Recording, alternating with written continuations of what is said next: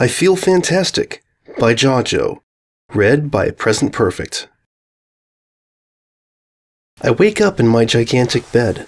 I kick off the covers and hop on the mattress, bouncing, feeling my legs shake and vibrate, my muscles tense and relax as my blood flow livens up. I turn and send Smarty Pants a smile and light up my horn.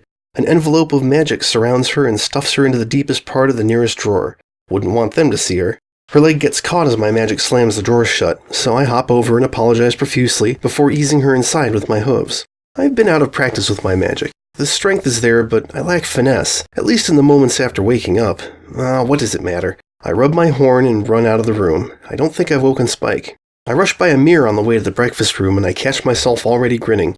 Today's a big day. Every day's a big day. Through the gigantic window of my enormous castle, I can see a Ponyville just waking up with the sunrise. I have to choose breakfast from all my favorite foods. The finest hayburgers, pancakes, muffins, cupcakes, and what have you. Just nothing too cheesy. Wouldn't want anything to be too cheesy. I pick up a muffin and sit down, already chewing by the time my bum hits the chair. Something missing, and I cannot tell what. Hot sauce, maybe. I recall the odes Pinky sang about how well muffins and hot sauce go together. Classic Pinky. Now, not hot sauce. Something's missing, but what could it be? Doesn't matter, I finished it already. I could grab another one, but the day is waiting for me, and I'd never leave it hanging. I run to the bathroom, horn aglow, and combs and brushes come to swirl around me in the air. I have one for almost every hair on my body. I brush my teeth, and I clean my tongue, and I practice my smiling a little bit more. I need to look good for the kids in town. I'm pretty much their idol by now. I skip out of the castle and take a moment to breathe in the fresh morning air. I can practically feel the corners of my lips at my ears. A shiver runs through me as I prepare to face the day, and I get an urge to shout, to yell, to scream at the top of my lungs because I can't contain it. I feel fantastic! I gallop by quills and sofas and wave to the stallion there. He waves back as he always does. He's always up and working earlier than I. I wonder how he does that. Does he never sleep? Well, maybe he doesn't stay up so late. The shop closes early evening. I suppose I just have more duties to attend than he does. I'm not better than him, just busier. Maybe he knows something I don't. How does he finish everything for the day in time to go to bed? I run into the Everfree, this time with no fear. I've fixed this place already. Well, not really. I didn't fix it. I only fixed the magic tree that bears my cutie mark that eventually fixed the forest. Same thing? I wouldn't say so. Lots of ponies say so, but I wouldn't. I remember I wasn't supposed to come to the Everfree today. Panic hits. I'm already behind schedule. Why did I come here? I'm always so tight about my schedules. Why am I like that? I learned lots of times not to get like that. Celestia herself told me not to do that. So why do I do that? Oh look, I'm even deeper into the forest now. Well, today is a bust. Might as well just enjoy this brisk walk. I should stop galloping. I'd like to enjoy the little things, but the little things whisk by. They whisk by as quickly as the trees of the forest. Why am I still running? I'm getting tired. Oh, nonsense. Can't be tired. I spend a few moments looking at the rushing trees. It's peaceful, in a way.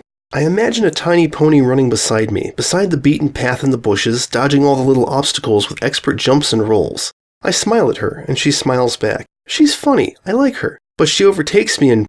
oh, I lost her. I'd like to enjoy the little things, but it's like they don't want to be enjoyed. I arrive at the old castle of Celestia and Luna. Beautiful place. I wish I hadn't seen it before so I could see it for the first time again. But I've seen it so many times. I've seen it as a decrepit old castle. I've been here to repair it and return it to its former glory. My mind's eye has even traveled back in history itself to behold it when it was still new and pristine, over 1,000 years ago. I've already looked through every hidden room, and I've pilfered through its secret chambers. I recall the book incident with Rarity and Spike. What jokers.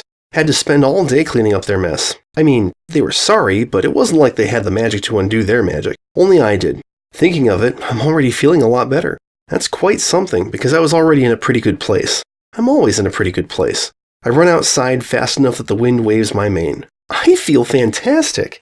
I spread my wings and I kick the ground away. I'm up in the air above the sea of trees, and they seem so small from here. Even Ponyville is just a tiny dot in my vision. Well, except my castle. That is still huge. You can see it all the way from Canterlot. I cannot get over how humongous the castle is. It's so purple and pink, and so me. It's also got my cutie mark. Why does everything have my cutie mark? I'm not that special. I only saved Equestria a couple of times, and with the help of my friends to boot. I'm not special, am I? I should go to Canterlot. Haven't visited in a while. Outside of formal royal visits, anyway. Maybe I can find some little things there. Big city, there ought to be. I fly to the Canterlot Library. I'd spend so much time there. Ponies there are honored to see me. Then they ask about the unscheduled visit. Had they known I was coming, they'd have made sure everything was in order. They didn't want to disappoint me. I'm not disappointed. I like the way it is, how some books are in the wrong place because in all these years they still haven't learned how to organize properly. It's the little imperfections that make something relatable. Everything in every pony has flaws. Even I do. Like coming back here when I should be working. What am I doing here?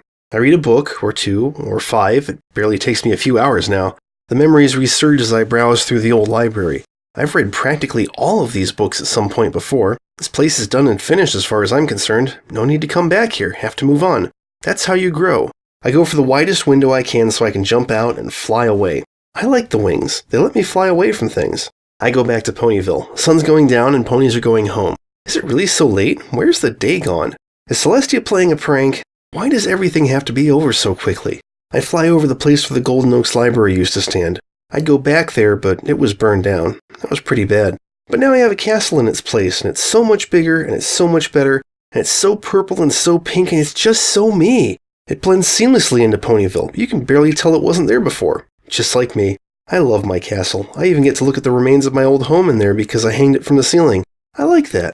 I see the shadow of my castle creep over the streets as the sun slowly sets behind it. I'm sorry about that. Not like I put it there. Why is it there anyway?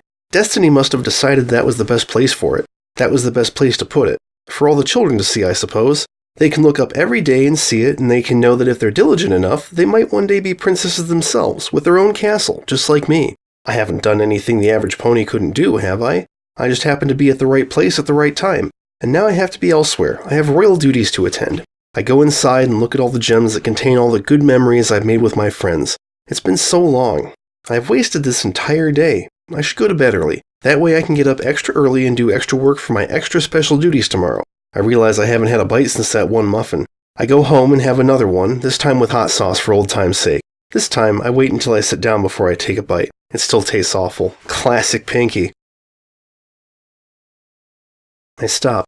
I stop for just a moment. The muffin crumbles in my mouth. It's a slow process. It goes soft and it comes apart, practically melting at the touch of my tongue. Sweetness fills my mouth first, but the hot sauce isn't far behind. I can't even tell what it tastes like, though I try. I flip the bite around in my mouth. It tastes hot. I have to be quick lest the muffin melts entirely before I get to savor it. By the time it reaches the other side of my mouth, it's gone. All that remains in place of the sweetness and chocolate chips is a burning sensation. It is awful, but I enjoy it. Well, I enjoy it while I can. In just a few moments, the burning becomes too much and I have to chug a glass of water. I never was good with spicy stuff. Rather this than too much cheese, though. I chuckle. This is what gives me trouble, after all. Not the great demons that threaten all the land, not the problems of the many ponies, indeed, my subjects, but a little too much cheese in my food. Strange how life works out. Pondering, I take another bite, but I'm careful to make it a small one. I can't finish this muffin too quickly. This one needs to last. Please, let it last. I add but a tiny tip of hot sauce to the tip of my tongue. Why do I do this to myself? It's been too long since I've had something so awful. Usually I get to have only the most delicious foods. No pony would ever give me something they know I don't like. The bite melts again. Why are good things always so fleeting? When I first came to Ponyville, I thought one would have to be crazy to enjoy something as silly as muffins with hot sauce. And yet, here I am now, chewing the next bite. I lick some sauce off my lips and it burns my tongue. I don't think I'm smiling right now. I could smile. I should smile. For some reason, even I cannot tell what. I don't want to. Not now. I'm not smiling. I've been eating a muffin for 10 minutes.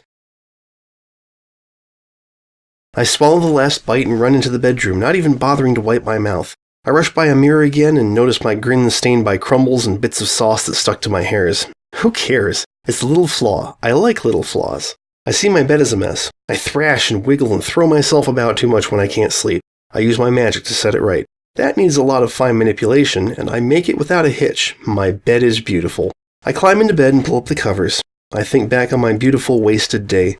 There used to be more like it. There used to be parties and dancing. I used to read a lot for its own sake. I should ask Pinky to throw a party, just because. She could wait. Oh, thank goodness. For a second I thought my cutie mark was glowing. Maybe I'll ask her tomorrow. But I can't ask her tomorrow. I have so many things to do tomorrow, all that extra work I made for myself today. I should stop doing that, making myself extra work. That only makes things worse. That's why I should stick to my schedules. No more days off, not unscheduled ones anyway.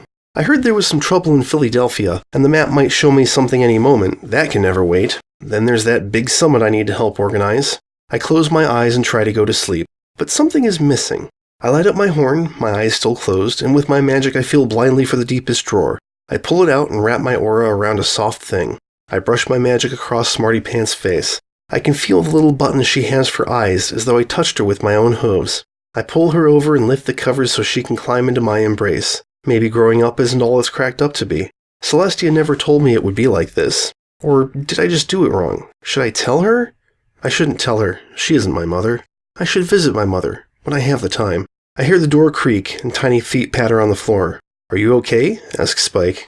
I don't raise my head or even open my eyes to answer. I hug Smarty Pants closer and curl up around her. I put my muzzle over her shoulder and I whisper in her ear, "I feel fantastic." The end.